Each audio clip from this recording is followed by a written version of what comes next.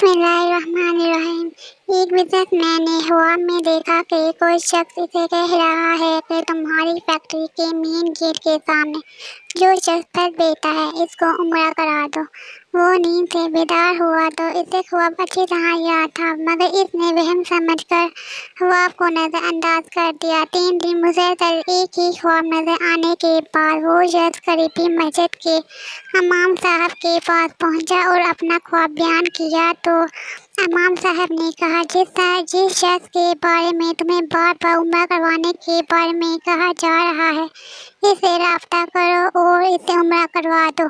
अगले रोज़ बिजनेसमैन ने अपना एक मुलाजिम इस फल फरोश के पास इसका मोबाइल नंबर मालूम करने को भेजा।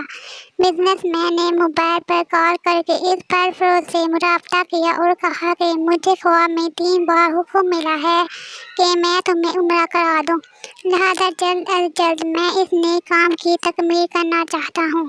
ये बात सुनकर फल फरोश जोर से हंसा और कहने लगा कि आप बात करते हो साहिब, मैंने तो मुद्दत हुई कभी फर्ज नमाज तक अदा नहीं की और तुम मुझे उम्रा करवाना चाहते हो। बिजनेसमैन इसरार करने लगा और इसे समझाया कि मेरे भाई सारा खर्चा मेरा होगा। बहरहाल हंसी बहस के बाद वो फल फरोश इस शर्त पर रजामंद हुआ कि ठीक है, मैं तुम्हारे साथ उम्रा करूँगा, मगर मेरे तमाम अखराजात तुम्हारे ज़िम्मे होंगे। वक़्त मुकर्रर पर जब वो एक दूसरे को मिले तो बिजनेसमैन ने देखा कि वाकई वो शक्ल सूरत से कोई अच्छा इंसान दिखाई नहीं दे रहा था। इसके चेहरे से अय्यान था कि वो नमाज भी कम ही पढ़ता होगा। इसे बड़ा ताज्जुब हुआ कि ये वही शख्स है जिसे उम्रा कराने के लिए ख्वाब में 3 मरतबा हुक्म दिया गया है। बहरहाल दोनों अफराद इकट्ठे उम्रा के लिए रवाना हो गए। मिकात पर पहुँचे तो गुस्ल करके एहराम बांधा और हरम शरीफ की तरफ चल पड़े। इन्होंने बैतुल्लाह का तवाफ किया, मुकाम इब्राहिम पर 2 रकात नमाज अदा की, सफ़ा मरवा के दरमियान सही की, अपने सरों को मुंडवाया। इस तरह इन दोनों अफराद का उम्रा मुकम्मल हो गया। अब इन्होंने वापसी की तैयारी शुरू कर दी।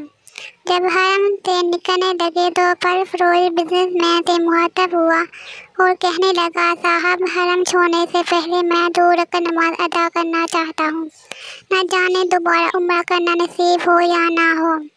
बिजनेसमैन को इस पर क्या एतराज़ होता, इसने कहा नफल पढ़ो और बड़े शौक से पढ़ो।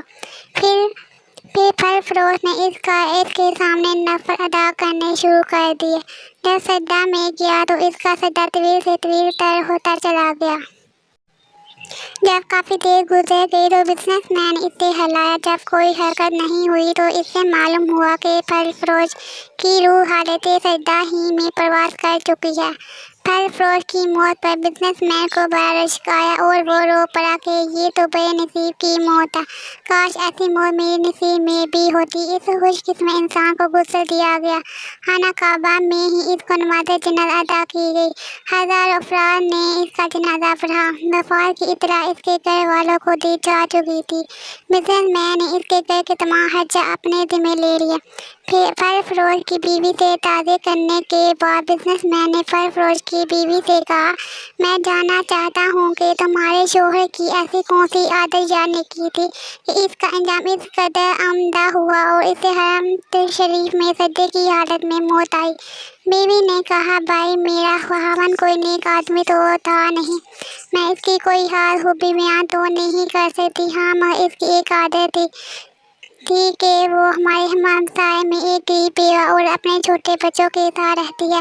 मेरा शौहर रोज़ाना बाजार जाता तो जो चीज़ अपने बच्चों के खाने पीने के लिए लाता वही चीज़ इस बेवा और इसके यतीम बच्चों के लिए भी ले आता और इसके दरवाजे पर रख कर इसे आवाज़ देता, ऐ बहन मैंने खाना बाहर रख दिया है, उसे उठा लो। वो बेवा और खाना उठाती और आसमान की जानिब सर उठा कर देखती और कहती, ऐ अल्लाह रब्बुल इज़्ज़त, आज भी इसने मेरे भूखे बच्चों को खाना खिलाया है। अल्लाह रब्बुल इज़्ज़त इसका खात्मा ईमान पर फरमा।